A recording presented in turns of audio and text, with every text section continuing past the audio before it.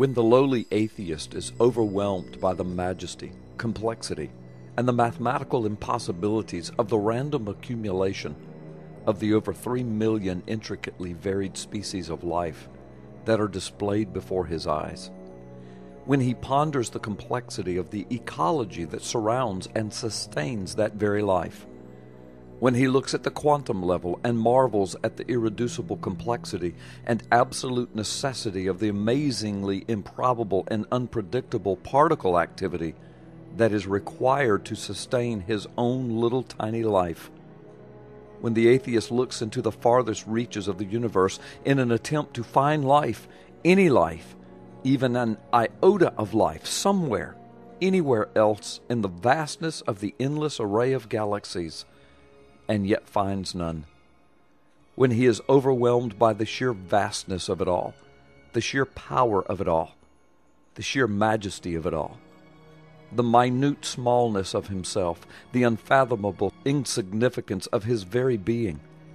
when he considers the probabilities that the intricate grandeur he observes daily, which is contained on only one known planet,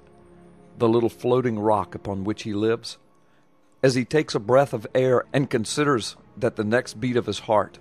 the next breath of his lungs, the next pulsing of the blood through his veins are totally beyond his control, when he is overwhelmed with the wonderment of it all, and then finally with gratitude, to whom does he give thanks? When the atheist becomes an activist and protests against everything Christian and everything biblical, if that God against whom he so vehemently protests does not even exist in his little tiny world, what, oh what, is he afraid of? I know that I care not one iota when I pass by a mosque or a Buddhist temple or a Jewish synagogue. My faith is not shaken, and I do not insist that they cease their public displays of faith, either in their temples or on the street corner. If I lived in a nation whose history was distinctly Muslim, and saw Muslim symbols all around,